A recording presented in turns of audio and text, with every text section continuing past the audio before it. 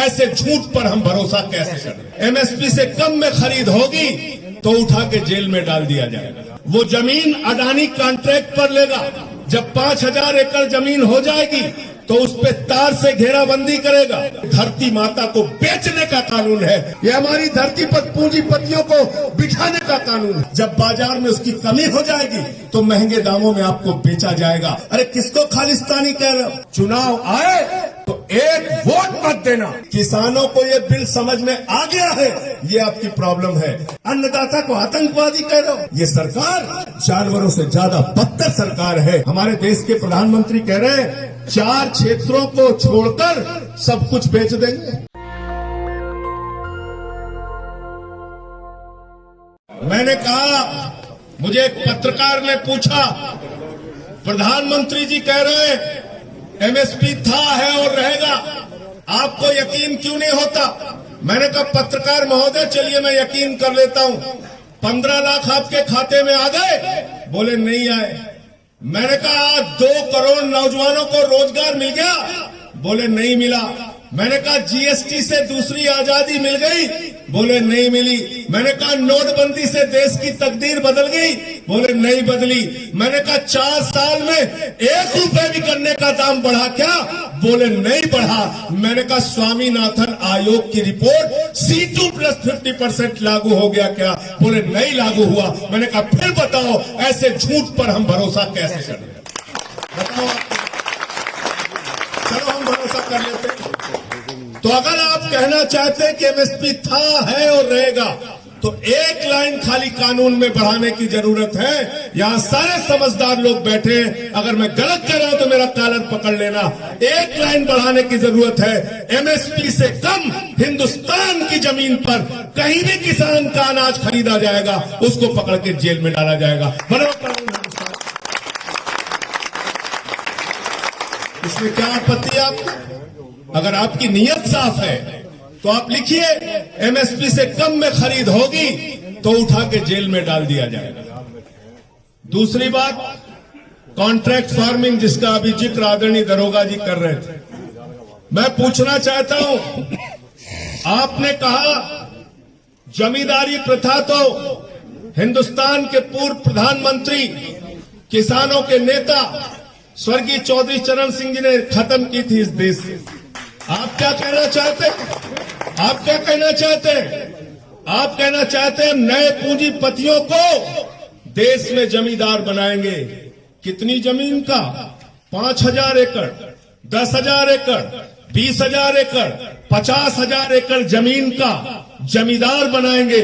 तो याद रखिए, ये स्वर्गीय चौधरी चरण सिंह जी के सपनों के भारत को कुचलने की कार्रवाई है। मैं कहना चाहता हूं इस बात को, इस बात को मैं कहना चाहता हूं। 5,000, 10,000 एकड़ जमीन किसी एक किसान के पास इस देश में नहीं है। किसी के पास 5 एकड़ है, किसी के पास 10 एकड़ है, किसी के पास 20 एकड़ है, किसी के पास 2 एकड़ है। वो जमीन अडानी कॉन्ट्रैक्ट पर लेगा। जब 5000 एकड़ जमीन हो जाएगी तो उस पे तार से घेराबंदी करेगा। जब 5000 एकड़ जमीन बन जाएगी तो अंदर जो आपके डोले हैं वो डोला तोड़ दिया जाएगा, उसको बराबर कर दिया जाएगा।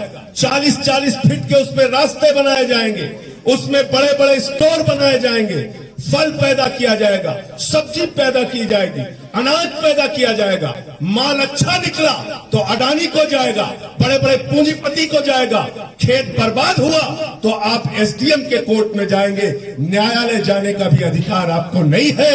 ये कानून है। अगर ऐसा कानून है तो ये धरती माता को बेचने का कानून है। इसका मरते दम तक विरोध करूंगा। मैं आपसे कहना चाहता हूं,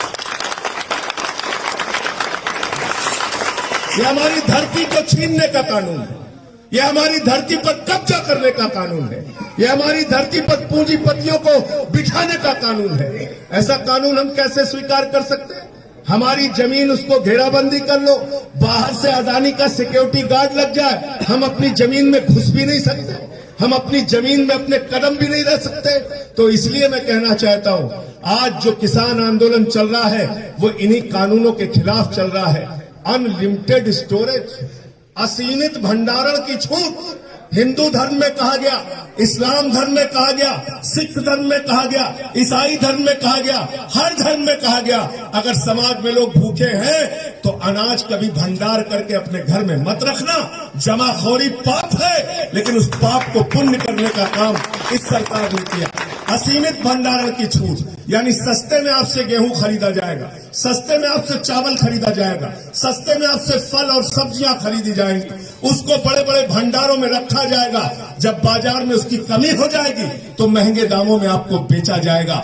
जमाखोरी को, कालाबाजारी को, महंगाई को हिंदुस्तान की सरकार ने लीगलाइज कर दिया है, वैधता प्रदान कर दिया है। बताओ इस कानून का विरोध होना चाहिए कि नहीं होना चाहिए? और 90 दिन से देश का किसान सड़क पर, उस किसान के साथ आप क्या कर रहे हो? पहले पानी की बौछारें कर रहे हो, फिर लाठियों से पिटवा रहे हो, फिर आंसू गैस के गोले छोड़ रहे हो, फिर उनको खालिस्तानी कह रहे हो। अरे किसको खालिस्तानी कह रहे हो? शहीद आजम भगत सिंह के वंशजों को आप खालिस्तानी कह रहे हैं, जिन्होंने जलियांवाला बाग कांड में अपने प्राणों की आहुति दी। वो खालिस्तानी नहीं, हिंदुस्तान के किसान हैं। उनकी बात को 1000 बार तुमको सुनना पड़ेगा। अब जब राकेश टिकैत जी का आंदोलन चल रहा था गाजीपुर बॉर्डर, वहां पे घेराबंदी करा ली। 28 तारीख हमला करने की तैयारी थी। चौधरी अजीत सिंह जी ने बात किया, दिल्ली के मुख्यमंत्री ने बात किया। रात में 2 बजे पानी का इंतजाम, शौचालय का इंतजाम किसानों के हक में दिल्ली की सरकार जो कर सकती थी वो हमने किया, और हम आगे भी खड़े रहेंगे। और मैं कहना चाहता हूं, मैं बहुत खुले तौर पे आपके बीच में कहना चाहता हूं, चुनाव आए तो 1 वोट मत देना, ये मैं आपसे कह के जा रहा हूं। लेकिन आपकी लड़ाई लड़ता रहूंगा, ये भी दोबारा कह के जा रहा हूं। वोट के लिए नहीं आया, वोट आप जिसकी मर्जी आए देना, लेकिन ये कानून आपके खिलाफ है। इसको गर्दन काटने तक अगर मुझसे पूछा जाएगा तो मैं बोलूंगा, और मेरे खिलाफ जो भी आप बात करना चाहते हैं, आइए सामने बात कीजिए। आप अपने हितों को समझने के लिए तैयार नहीं। कुछ लोग आके आपको जो भी समझा जाए वही मानने के लिए तैयार। कह रही है सरकार किसानों को बिल समझ में नहीं आया। मैंने कहा मोदी जी, किसानों को ये बिल समझ में आ गया है, ये आपकी प्रॉब्लम है। बगड़ैल बिगड़ैल बिल की, बगड़ैल बिगड़ैल बैल की नाक में नकेल डालने वाले किसान को मूर्ख मत समझना। उसको ये बिल समझ में आ गया है कि ये बिल उनके खिलाफ है, और जब तक ये तीनों काला कानून वापस नहीं होता तब तक हमारी लड़ाई, हमारी जंग किसानों के साथ मिलकर जारी रहेगी। और मैं आपसे फिर दोहराना चाहता हूं, 28 तारीख को हमारी किसान की महापंचायत है मेरठ की धरती पर, 1857 की क्रांति भूमि पर। वहां दिल्ली के मुख्यमंत्री आ रहे हैं, अरविंद केजरीवाल जी। आपके सवालों पर बात करेंगे, वोट पर बात नहीं करेंगे, चुनाव पर बात नहीं करेंगे, किसान पर बात करेंगे, किसान के मुद्दों पर बात करेंगे। जो कुछ भी 200 से ज्यादा हमारे किसान भाई शहीद हुए उस पर बात करेंगे। सड़कों पे आप कीले गाड़ रहे हो, कटीले तार गाड़ रहे हो, अन्नदाता को आतंकवादी कह रहे हो। कितना अपमान करोगे इस देश के किसान का और अन्नदाता का? मैं तो ये कहना चाहता हूं, जानवर भी जिसका दिया हुआ खाता है उसके प्रति वफादार होता है। ये सरकार जानवरों से ज्यादा बदतर सरकार है, जिसका खाती है उसके प्रति वफादार नहीं दिखाती। दूसरी बात, अभी बजट आया है, हमारे देश के प्रधानमंत्री कह रहे हैं 4 क्षेत्रों को छोड़कर सब कुछ बेच देंगे।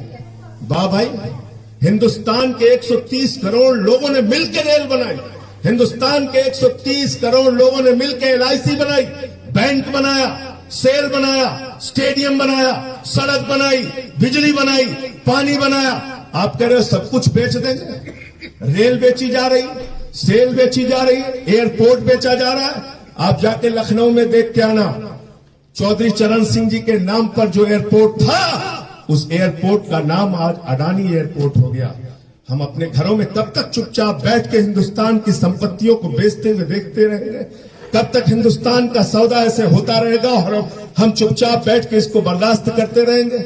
इसलिए हाथ जोड़कर आपसे निवेदन करने के लिए आया हूं। 28 तारीख की किसान महापंचायत में भारी से भारी संख्या में पहुंचिए। आपके सवालों पर मिलकर हम लोग बात करेंगे।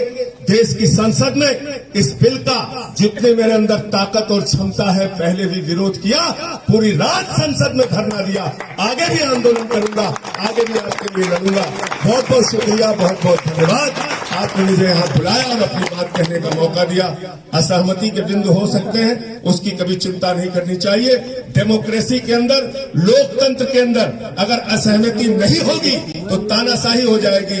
इसलिए मैं असहमति को हमेशा खुले दिल से स्वीकार करता हूं। बहुत बहुत शुक्रिया, बहुत बहुत धन्यवाद। नेशनल दस्तक की आपसे गुजारिश है कि अगर इसको बचाना चाहते हैं तो नेशनल दस्तक को सब्सक्राइब करने के लिए रेड कलर के सब्सक्राइब बटन को दबाएं, फिर बेल आइकन की घंटी दबाएं। नेशनल दस्तक को बचाने के लिए बहुत जरूरी है कि हर खबर को शेयर करें, लाइक करें, कमेंट जरूर करें।